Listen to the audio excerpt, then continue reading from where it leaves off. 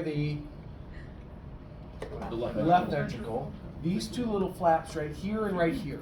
The flaps are referred to as auricles, so you might see it in different keys, different books. They might call it an auricular appendage. They might say it's the auricle of the, in this case, right atrium, or auricle of the left atrium, or they might just call it the right auricle and the left auricle. I'm perfectly cool with any of that. Okay, so that's 3 and that's 4. 5, then they're going to want the arch of the aorta. Okay, so you have ascending arch, and then it would be the descending aorta that would be coming down over here. Okay, 6. No idea if that's a 6 or not. Okay, that must be a 6. So this guy right here is the pulmonary trunk. Okay, and the pulmonary trunk then branches into this and this. So this over here would be the arteries. Which one is this one? That's the a left pulmonary artery. This one over here is the right pulmonary artery. So if that's 6, 7, notice that there are 2 7s. These are veins coming back. So veins carry blood back towards the heart. Arteries carry blood away from the heart. We actually, however, have 2 7s, but because we have 2, we need to be specific as far as left versus right. So if this is the thick-walled left ventricle, this guy right here is going to be the left brachiocephalic vein. This one coming down here is going to be the right brachiocephalic vein. Brachiocephalic veins are relatively short, okay, and they are formed by the union of these vessels right here. So we then have this guy that's going to be coming down. That was our internal jugular. This guy right here was our subclavian. So where those come together, it forms a brachiocephalic vein. Okay, so this would be our left internal jugular. This would be our left subclavian. Where they come together, it forms the left brachiocephalic vein. Okay, if these are the internal jugulars, these are the external jugulars, left and right respectively. Okay, so that was 7. I don't see, 8 then would be a superior vena cava. Okay, we talked about the brachiocephalic veins and what comes together to form it. Okay, this number 9 we had changed to brachiocephalic trunk. Okay, it's typically referred to as a brachiocephalic trunk, and it is short. It is the first branch. Actually, Amber, could you hand me that bad boy right there? You can, thank you so very much. You can actually see it a lot better on this model. You see the arch of the aorta, and you have this nice large vessel right here. It's the first branch off of the arch of the aorta. That is the brachiocephalic trunk. Okay. It would, however, go from there to about right there. It's short. So it's going to start, the brachiocephalic trunk is going to start down here, okay, and it's going to go to right there. That's all the longer the brachiocephalic trunk is. It's big, but it's short. And then it's going to branch. It branches into this vessel right here and this vessel right here. Okay, you can see they actually come in apart right there. So that down there would have been the brachiocephalic trunk, and then they diverge into these two right here. Okay, so this one that's going up and carrying blood up to the head is going to be the common carotid, but it's over there on the right-hand side. Question? No. We're good. What is the question? What's up? No. I'm good. I mean, unless you ask, I don't know if there's. Okay. Okay. Yeah. There. If you go into the overview, there are heart pictures on the overview, and they can be helpful. I might caution, however, not to just look at those pictures because you lose your orientation because the numbers are relatively small in some circumstances, and you can't really tell if you're on the front or the back of the heart. So if you get it close enough, so we have this first branch. What is this first branch again called? Brachiocephalic trunk. The brachiocephalic trunk is going to give rise to 2 vessels. It goes a short distance and it branches. It branches into this one specifically and this one right here. This one that goes up to the head is going to be the right common carotid. The other branch of the brachiocephalic trunk is this one. It is the right subclavian. Now, the common carotid, right common carotid goes up to the head, subclavian goes out to the arm. But we have 2 other branches off the arch of the aorta. Okay? This one, the second branch, is the left common carotid. The third branch is the left subclavian. Where's that on this one? So this guy right here is going to be the left common carotid. This over here is going to be the left subclavian. Okay, this guy right here, second branch. This one's symmetrical? Like to this side? Like 9's not the same? No. No, these two, the common carotids on the right side, have a common origin. That's the brachiocephalic trunk. Okay. It's not symmetrical. They don't have the brachiocephalic trunk on this No, side. Okay. those two vessels, the right, or excuse me, left common carotid and left subclavian, they have their own unique branch origin off the arch of the aorta itself. Cool. Neat. Those on the right come from the brachiocephalic trunk. Okay. Those on the left branch That's right. directly off of the arch of the aorta. So you've got 1, 2, 3. You've got 1, 2, 3. This guy right here, number 1, brachiocephalic trunk, giving rise to the right common carotid, right subclavian. 2, okay, left common carotid. 3, Left on this one. left subclavian. Okay? That should have been 9. We just had 10. Okay? We just had 11. Don't see 12. Oh, 12. What was this chamber or this vessel? I'm sorry, this vessel here? Pulmonary trunk. And the pulmonary trunk carries oxygenated or deoxygenated blood? Deoxygenated to the lungs. To the lungs. Very good. Away from the heart to the lungs. And the pulmonary trunk goes a short distance and it branches. What's it branch into? To the 2 different arteries. Left Pulmonary and right. artery. So this 12 is a left pulmonary artery. Number 49, way ahead, would have been the right pulmonary artery. Okay? Another, or a specialization for fetal circulation is the ductus arteriosus. It's a vessel that shunts blood from here, pulmonary trunk, to here, the aorta. When you're born, it collapses. You're left with this little stub right here. That's a ligamentum arteriosum. It's number 40. It's number 47 on this particular model. What was it? Ligamentum arteriosum. I get that. Yeah, nice. Never gonna watch that the same either. It's awesome. Okay, 13, 14. Don't got 'em. What are they? Do you have your list? Oh, we don't need 14s. Okay, don't need 14s. 15s were the external jugulars. Those little balls on there? Oh, well, the vessel coming down. Oh, okay. It That looked vessel. different from the side. So that's sorry. that is the internal jugular. That's the external jugular. Okay. That's the subclavian. Again, they come together to form brachiocephalic vein. Right. Okay. It is on the right side. That one, however, is to the left. Good. Okay. That was 15. 16 then are our left and right subclavian veins, respectively.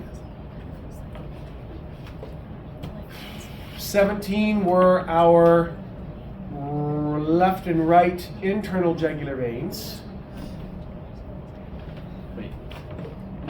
These are the internal jugulars, these are the external jugulars. Okay. Yeah. I don't see an 18. On the side. Oh, I don't think you have to know 18 or 19. Or 20. Or 20, actually. Yeah. Next is the vertebral artery. And the Okay, so 21, notice you've got these subclavians right here. These red ones are the subclavian arteries. Okay? Coming off the subclavian right here, this little guy right here. And over here, this little guy right here. 21 and 22 are the vertebral, and there will be a left and a right, respectively, arteries and veins. And they, again, pass up.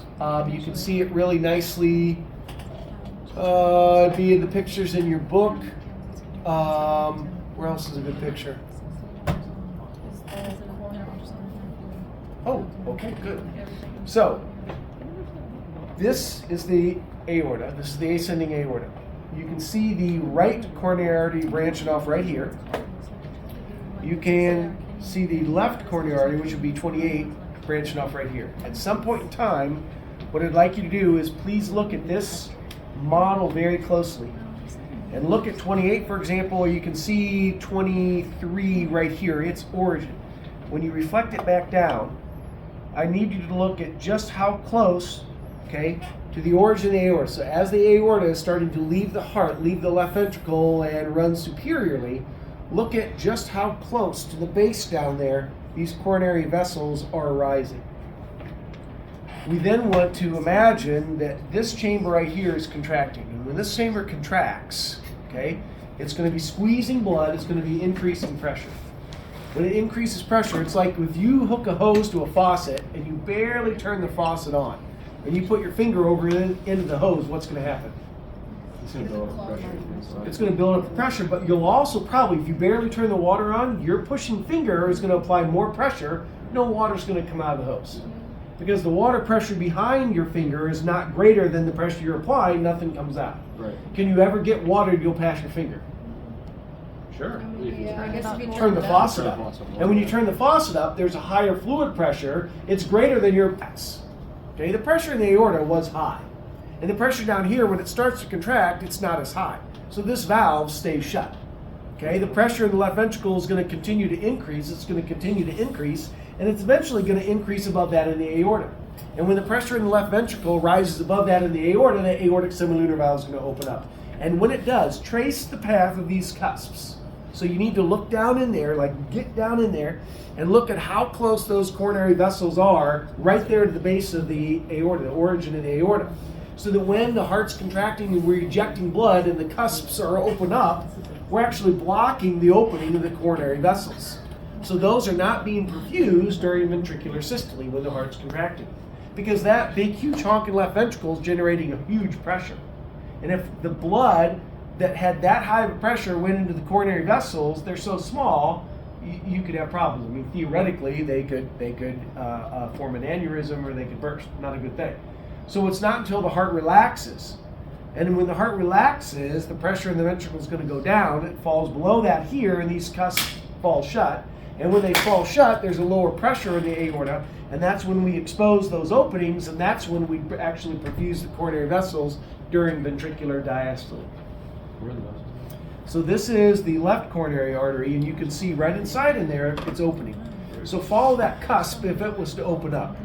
When the cusp opens, you block that opening. Right. You said that's the left? This is the left one. Okay. The right one is going to be this guy that's coming right over here. This is the right one, which would be numbers 23 and 24. The right coronary The artery. left splits into two different. So does the right. Oh, okay, they both do. They both do. I want you to know 2 branches of the right and 2 branches of the left.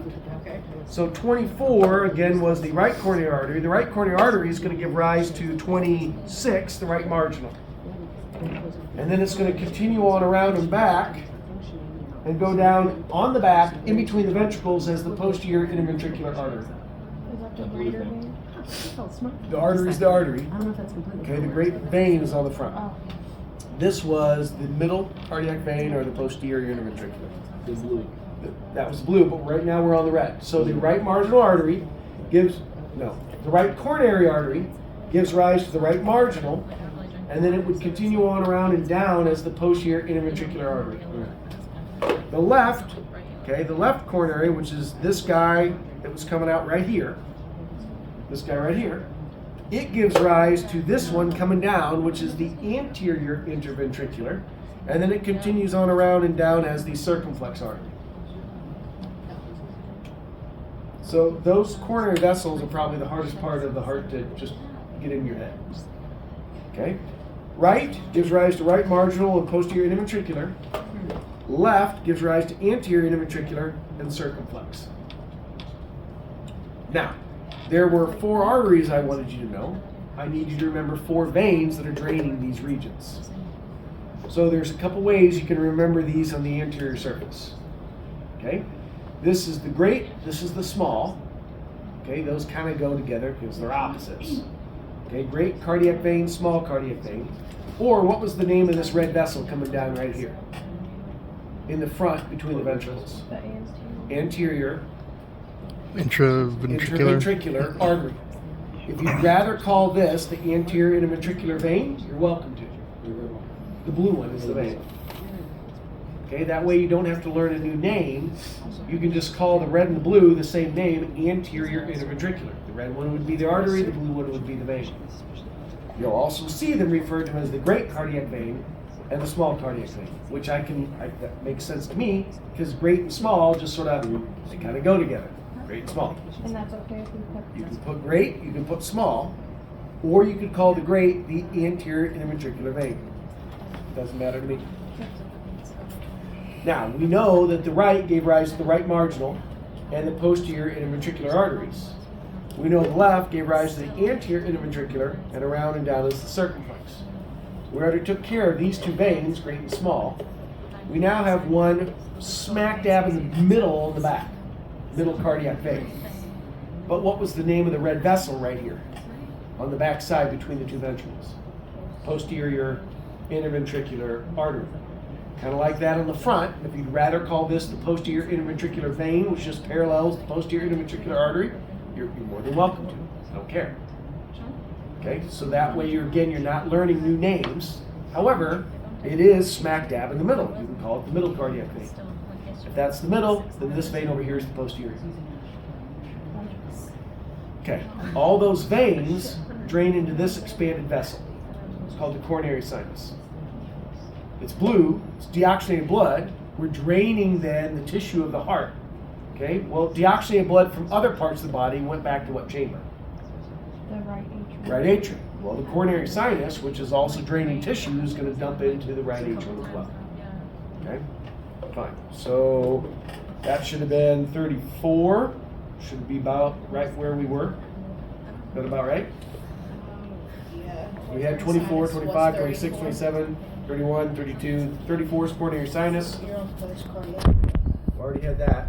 Okay, this guy right here, 35, that's the posterior cardiac vein. We just said these white things, autonomic nerves. Okay, what's the next thing you have to know? Thoracic duct. Okay, this guy, it's labeled way down here. Okay, but remember it starts at the diaphragm. And it's going to be coming up from the cisterna coming up. This is still the thoracic duct. And then it goes around, it goes through there, and it dumps right in there between the internal jugular and subclavian. That's the thoracic duct. It's over there on the left-hand side. Okay. Right pulmonary artery and left pulmonary vein. So we have our right pulmonary artery. It's 49. This guy's our right pulmonary artery. 6 years. Okay. The pulmonary veins then are these guys right here. These would be the left pulmonary veins. These would be the right pulmonary veins. Azygos. Okay. We have intercostal muscles. Where were they?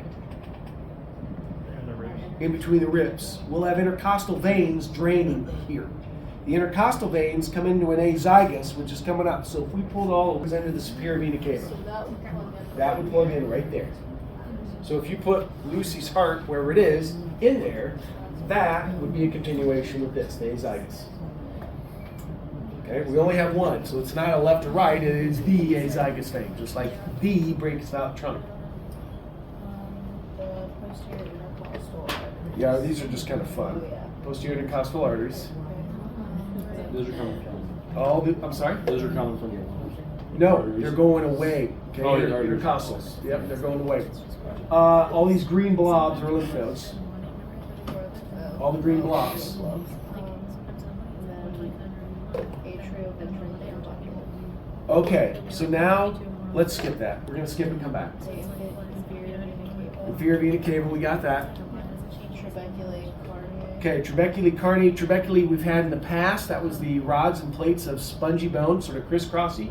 If you look down here in the ventricles, okay, you have the crisscrossy bar. So we have this sort of a smooth coming out of the right ventricle is the smooth funnel-shaped region going towards the pulmonary semilunar valve. That's the venous arteriosus.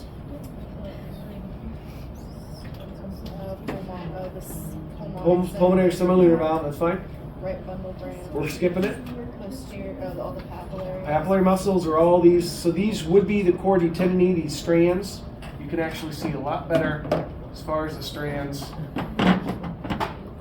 Okay. So all of these tendinous cords are the chordae tendineae attached to the papillary muscles. Okay, they're sort of pulled off on this one. The tricuspid valve. So this guy right here is the tricuspid. This guy. The That's just from the bicuspid. Bicuspid would be this guy over here.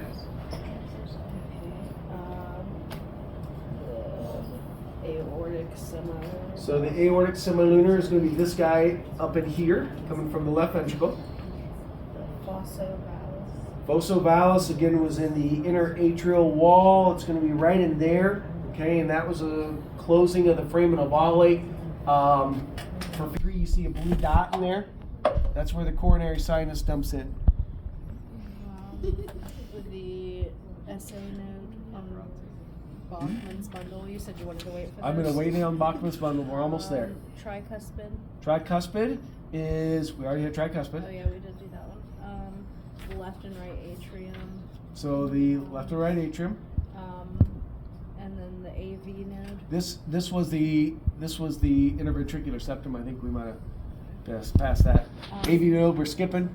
Pulmonary semilunar We valve. got the pulmonary semilunar and the aortic semilunar. So this is pulmonary. That up in there is the aortic. And then Yeah, we're skipping the bundle branches and the Purkinje fibers until like right now. That's it. Okay? So, when you open up your lecture book, or if you look at the